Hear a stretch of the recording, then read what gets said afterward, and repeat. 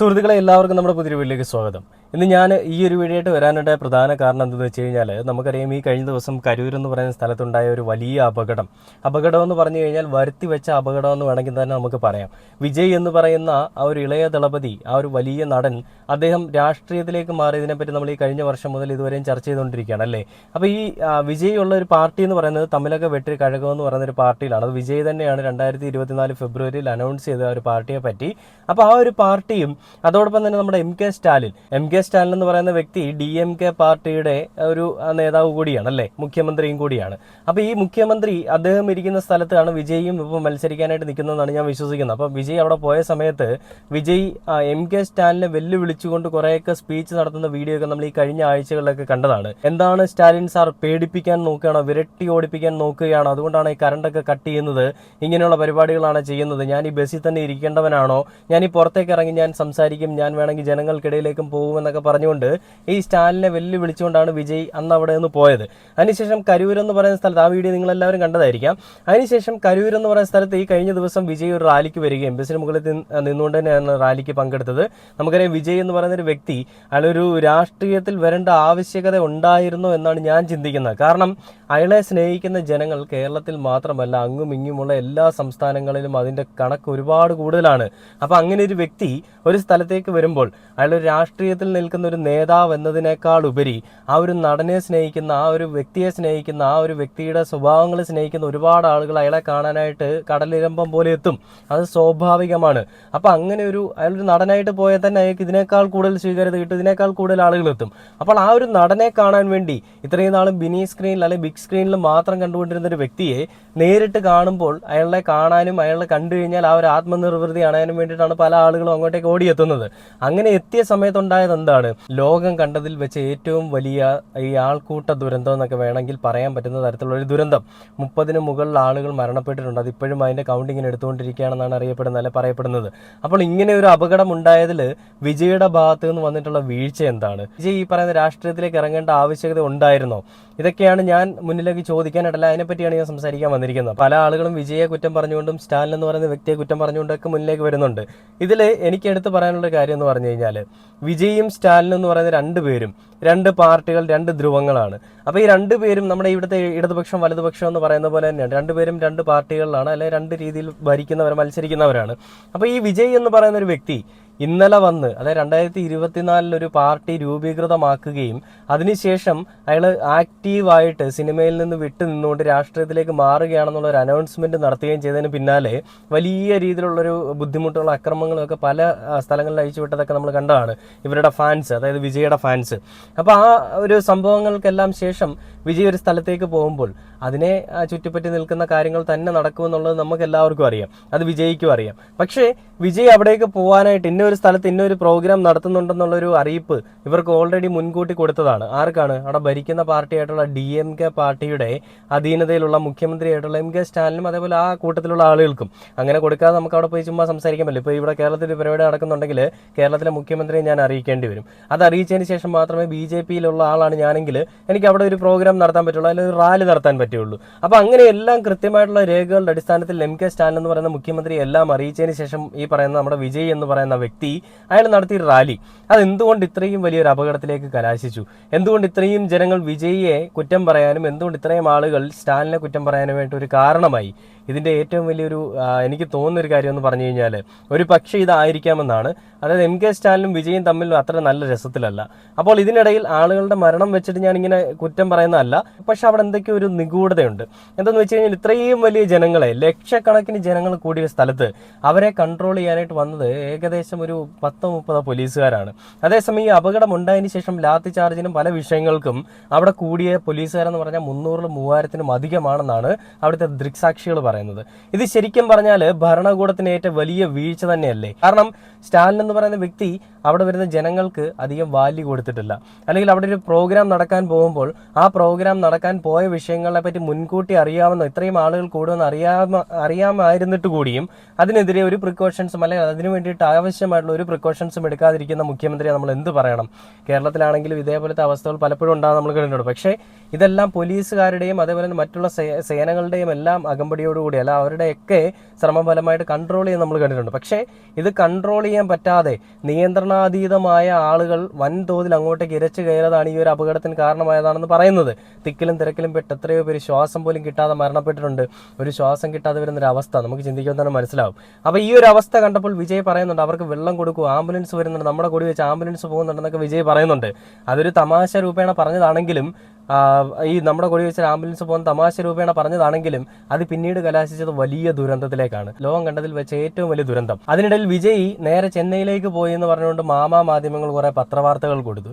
എന്തുകൊണ്ടാണ് വിജയ് ചെന്നൈയിലേക്ക് പോയത്? വിജയ് ചെന്നൈയിലേക്ക് പോയതിന്റെ കാരണം വിജയ് അവിടെ നിന്ന് കഴിഞ്ഞാൽ ഇനി ഉണ്ടാവാൻ പോകുന്ന പ്രശ്നങ്ങൾ എത്രത്തോളമാണെന്നുള്ളത് അയാൾക്ക് നന്നായിട്ട് അറിയാം. അയാൾ കുറച്ചു നേരം ഏകദേശം 2-3 മണിക്കൂർ അല്ലെങ്കിൽ അതിന് താഴെ നിന്നിട്ടുണ്ടാവുള്ളൂ അവിടെ. ആ നിന്ന സമയം കൊണ്ട് തന്നെ ജനങ്ങൾ ഒരു കടലിരമ്പം പോലെ ആർത്തിരമ്പി അവിടേക്ക് ചെന്നിട്ട് ഇത്രയും വലിയ പ്രശ്നങ്ങൾ അവിടെ ഉണ്ടായതിനു ശേഷം വിജയ് വീണ്ടും അവിടെ തന്നെ നിൽക്കുകയാണെന്നുണ്ടെങ്കിൽ അവിടെ സംഭവിക്കാൻ പോകുന്നത് വലിയൊരു ദുരന്തമായിരിക്കും. 30-40 പേരിൽ കവിയാതെ അല്ലെങ്കിൽ അതിൽ നിൽക്കാതെ വീണ്ടും അതിൽ കൂടുതൽ ആളുകൾ മരണമടഞ്ഞേക്കാം എന്നുള്ള സാഹചര്യം മനസ്സിലാക്കിയത് കൊണ്ട് തന്നെയാണ് അയാൾ അവിടുന്ന് രക്ഷപ്പെട്ടത്, അല്ലെങ്കിൽ അയാൾ അവിടുന്ന് മാറിയത്. ആ മാറിയതിനെ അയാൾ അവിടുന്ന് ഒളിച്ചോടി, അയാൾ പേടിച്ച് അവിടെ മാറി എന്നൊക്കെ പറഞ്ഞുകൊണ്ട് ഈ രാഷ്ട്രീയത്തിലിരിക്കുന്ന പല എതിർപക്ഷത്തിരിക്കുന്ന പല ആളുകളും ഈ രീതിയിലേക്കുള്ള ഒരു കള്ളത്തരം നുണപ്രചരണങ്ങളും കൂടി നടത്തി. അതുകൊണ്ട് എന്താണ് നേടിയത്? അവിടെ മരിച്ച ജനങ്ങളുടെ ഈ ജീവന് ഒരു വിലയുമില്ലേ? അതിന് അങ്ങോട്ടും ഇങ്ങോട്ടും കുറ്റം പറയാണ്. സ്റ്റാലിന്റെ പാർട്ടി പറയും വിജയുടെ ഭാഗത്ത് തെറ്റാണെന്ന്, വിജയുടെ പാർട്ടി പറയുന്നു സ്റ്റാലിന്റെ ഭാഗത്ത് തെറ്റാണെന്ന്. എനിക്കിതിൽ എടുത്തു ചോദിക്കേണ്ട ഒരു കാര്യം, ഇന്നലെ വളർന്നു വന്നൊരു പാർട്ടി, വിജയ് തന്നെ രൂപീകൃതമാക്കിയ ഒരു പാർട്ടി, ആ ഒരു പാർട്ടിക്ക് ഇത്രയും വരവേൽപ്പ് ജനങ്ങൾ കൊടുത്തിട്ടുണ്ടെങ്കിൽ ആ വ്യക്തി ജയിക്കുന്നതിനെ അല്ലെങ്കിൽ ആ വ്യക്തിക്ക് ഇനി അടുത്ത ഇലക്ഷനിൽ ആ വ്യക്തി ആയിരിക്കുമല്ലോ മുന്നിലേക്ക് നിൽക്കാൻ പോകുന്നതെന്നുള്ളൊരു പേടി കൊണ്ട് നടന്നിട്ടുള്ള സംഭവങ്ങളാണോ എന്ന് നമുക്ക് ചിന്തിക്കേണ്ടിയിരിക്കുന്നു. കാരണം ഒരു പക്ഷേ അത് തന്നെ ആയിരിക്കാം സത്യം എന്നുള്ളത് നമുക്കറിയില്ല. അപ്പം നമുക്ക് ഇതിൽ എന്താണ് സംഭവിച്ചതെന്നുള്ളത് നമുക്ക് ആ വീഡിയോ കണ്ടു നോക്കാം. അതായത് വിജയ് പോയ സമയത്തുള്ള അവിടുത്തെ വിഷയങ്ങളെ പറ്റിയുള്ള വീഡിയോ. അതിൽ പറയുന്നത് ആളുകൾ ഒരു രക്ഷയുമില്ല, ആർക്കും കൺട്രോൾ ചെയ്യാൻ പറ്റാത്ത രീതിയിൽ, അവിടെ കൺട്രോൾ ചെയ്യാൻ മാത്രമുള്ള പോലീസുകാരും ഇല്ലായിരുന്നു. അതിൻ്റെ ഏറ്റവും വലിയ രീതിയിലുള്ള ജനക്കൂട്ടങ്ങളാണ്. റാലിയിലെ തിരക്കുകളിൽപ്പെട്ട് കുട്ടികളെ കാണാതായി. ആദ്യം അതിൽ വിജയ് പറയുന്നുണ്ട് ഒരു കുട്ടിയെ കാണാനില്ല, എല്ലാവരും ഒന്ന് സഹായിക്കണം, അല്ലെങ്കിൽ സഹകരിക്കണം, കുട്ടിയെ കണ്ടുപിടിക്കണം എന്നൊക്കെ പറഞ്ഞുകൊണ്ട് വിജയ് വലിയ രീതിയിൽ അവിടെ നിന്ന് അനൗൺസ് ചെയ്യുന്നുണ്ട്. അപ്പോൾ നമുക്ക് ആദ്യം ഒരു വീഡിയോ കണ്ടിട്ട് പിന്നെ വിജയുടെ ഓരോ വാക്കുകളും നമുക്ക് ഈ ജനങ്ങൾ സഹായിക്കണമെന്ന് പറഞ്ഞിട്ട് അലറി വിളിക്കുന്നതിൻ്റെ കാര്യങ്ങളൊക്കെ നമുക്ക് കണ്ടു നോക്കാം. അപ്പോൾ ആദ്യം നമുക്ക് ആ ഒരു വീഡിയോ കണ്ടു നോക്കിയിട്ട് ബാക്കി വീഡിയോയിലേക്ക് വരാം.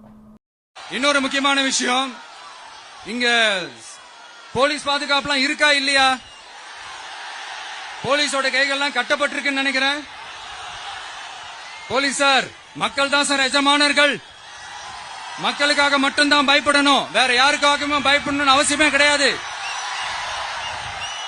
இன்னும் 6 மாசம் தான், ஆட்சி மாறும், காட்சி மாறும், அதிகாரம் கை மாறும், உண்மையான மக்களாட்சி, மனசாட்சி உள்ள மக்களாட்சி அமையும். அப்ப தெரியும் எல்லாருக்கும் சுதந்திரமும் பாதுகாப்பும் 100% வரும். தேங்க்யூ நண்பா, கான்பிடண்டா இருங்க, நல்லதே நடக்கும், வெற்றி நிச்சயம். அஷ்மிகா 9 வயசு ஒரு பொண்ணு காணுமா, நீங்களே நம்ம தோழர்கிட்ட சொல்லி கண்டுபிடிச்சு கொடுத்துருவீங்க.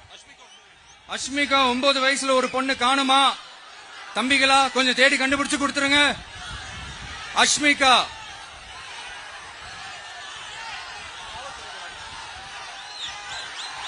Police sir, please sir, please help sir, please. Thank you நண்பா, thank you, see you all, thank you. கான்பிடண்டா இருங்க, நல்லதே நடக்கும், வெற்றி நிச்சயம். மீண்டும் சந்திக்கும் வரை நன்றி, வணக்கம். കണ്ടില്ലേ, വിജയ് അവിടെ എടുത്തു ചോദിക്കുന്നൊരു കാര്യം, പോലീസുകാരുടെ കൈകളെല്ലാം ബന്ധിക്കപ്പെട്ടു എന്നാണ് ഞാൻ വിശ്വസിക്കുന്നത്. സാർ, ജനങ്ങളെ പേടിച്ചാൽ മതി, ജനങ്ങൾക്ക് വേണ്ടിയിട്ട് സേവകരായി നിൽക്കേണ്ടവരാണ് നിങ്ങൾ, ജനങ്ങളെ സേവിക്കൂ, നിങ്ങൾ മറ്റുള്ളവരെ അല്ല സേവിക്കേണ്ടത് എന്നാണ് വിജയ് അവിടെ എടുത്തു പറയുന്നത്. അത് MK സ്റ്റാലിനെതിരെയുള്ളൊരു മറുപടി തന്നെയാണെന്നുള്ളത് ചിന്തിക്കാനായിട്ടുള്ള സാമാന്യബോധം നമുക്ക് എല്ലാവർക്കും ഉണ്ടല്ലേ. അപ്പോൾ അവിടെ എന്താണ് സംഭവിച്ചത്? ജനങ്ങളുടെ ജീവന് പുല്ലുവില കൊടുക്കുന്ന രാഷ്ട്രീയമാണോ അവിടെ നടക്കുന്നത്? കേരളത്തിലെ പല രീതിയിലുള്ള പല സംഭവങ്ങളും നമ്മൾ കണ്ടിട്ടുണ്ട്. പക്ഷേ ഇതൊക്കെ വെച്ച് നോക്കുമ്പോൾ നമ്മൾ കേരളത്തിലെ സർക്കാരിനെ അഭിനന്ദിക്കണം, അല്ലെങ്കിൽ നമ്മൾ പൊന്നാടയിട്ട് സ്വീകരിക്കണം, പൂമാലയിട്ട് സ്വീകരിക്കണം. കാരണം എന്തൊക്കെ കൊള്ളരുതായ്മകൾ കാണിച്ചാലും ജനങ്ങളുടെ ക്ഷേമത്തിന് വേണ്ടിയിട്ട് അവരെല്ലാ കാര്യങ്ങളും ചെയ്യുന്നുണ്ട്. ബാക്കിയുള്ള ഒരു സൈഡിൽ കൊള്ളരുതായ്മകൾ കാണിക്കുന്നുണ്ടെന്നുള്ളത് നമുക്ക് തള്ളിക്കളയാനും പറ്റില്ല. പക്ഷേ ഇവിടെ എന്താണ് നടന്നിരിക്കുന്നത്? ഈ വിജയ് എന്ന് പറയുന്നൊരു വ്യക്തി വരുമ്പോൾ അവിടെ ജനങ്ങൾക്ക് പുല്ലുവില കൊടുക്കുന്ന ഒരു രാഷ്ട്രീയമാണ് അവിടെ കളിച്ചിരിക്കുന്നത്. ഒരു അരാഷ്ട്രീയവാദിത്വം അല്ലെങ്കിൽ ഒരു അരാഷ്ട്രീയമാണ് അവരവിടെ കളിക്കുന്നത്. ഈ വിജയ് വന്നിട്ട് അവിടെ ആളുകൾക്ക് ഇത്രയും ബുദ്ധിമുട്ടുകൾ ഉണ്ടാകുമ്പോൾ അത് വിജയ്ക്കെതിരെ ഒരു ടൂളായിട്ട് ഉപയോഗിക്കാമെന്നുള്ളൊരു കണ്ടെത്തലുകളിൽ കൂടെ അവരെത്തിയിരിക്കുന്ന ഒരു കാര്യമായിരിക്കാം ഇതെന്ന് എനിക്ക് തോന്നുന്നു. ചിലപ്പോൾ ഒരു പക്ഷേ അത് തന്നെയായിരിക്കും സത്യം എന്നുള്ളതും. നിങ്ങൾക്ക് എന്താണ് തോന്നുന്നത് നിങ്ങളൊന്ന് പറയണം. കാരണം ഈ ഒരു വിഷയം ഇത്രയും വിഷയം ഉണ്ടാകുമ്പോഴും വിജയ് അവിടെ കിടന്ന് പ്രസംഗിക്കുമ്പോഴും പോലീസുകാർ ഒരു വിഷയം പോലും മിണ്ടുന്നില്ല.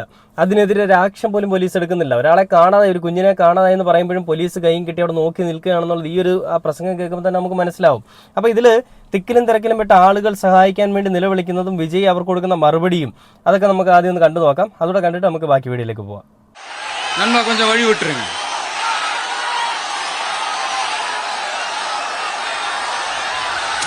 கொஞ்சம் வழி விட்டுருங்க. போயிட்டு போயிடுங்க.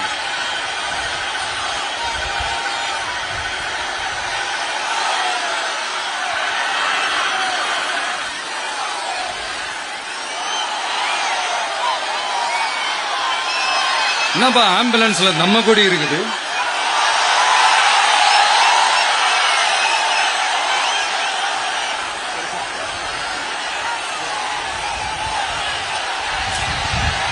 என்னாச்சு? பா தண்ணி கொடுங்க, பா தண்ணி பாட்டில் கொடு, தண்ணி பாட்டில் கொடு.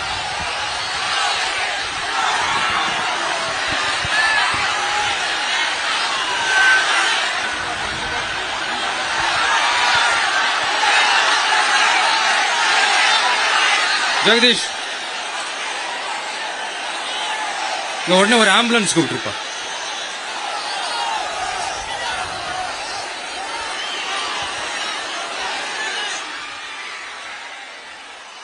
ഇത് കാണുമ്പോൾ നമുക്ക് മനസ്സിലാവുന്നത് അവിടെ ഒരു തരത്തിലുള്ള ഒരു സുരക്ഷാ ക്രമീകരണമൊന്നും നടന്നിട്ടില്ല. നമ്മൾ സാധാരണ ഒരു മന്ത്രി പോകുമ്പോൾ അല്ലെങ്കിൽ ആരെങ്കിലുമൊക്കെ ഇങ്ങനെ ഈ റോഡിൽ കൂടി പോകുമ്പോൾ VIP പോകുമ്പോൾ റോഡ് ഫുള്ള് ബാരിക്കേഡ് വെക്കാറുണ്ട്.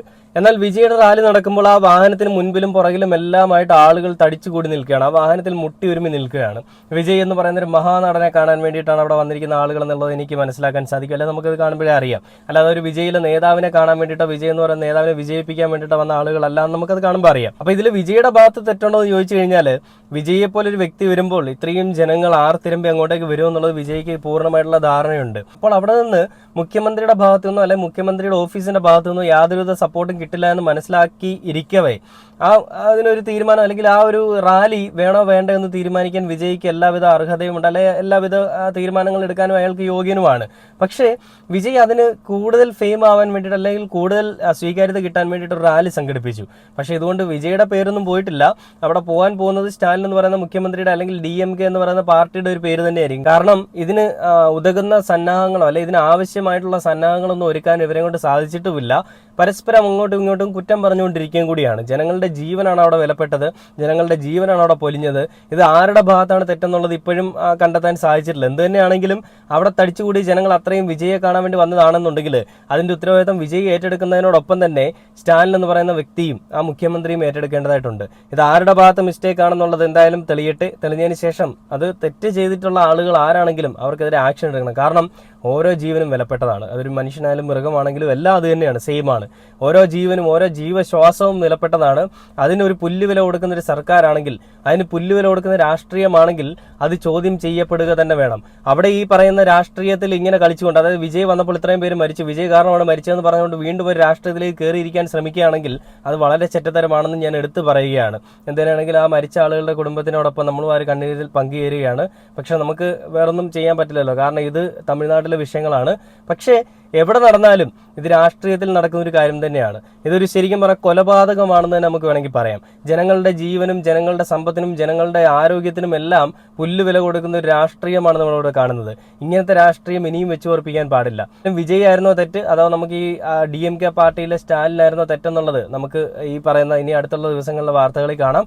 അപ്പോൾ പുതിയൊരു വീഡിയോയിൽ കാണുന്നത് വരെ ഓക്കെ, ബൈ.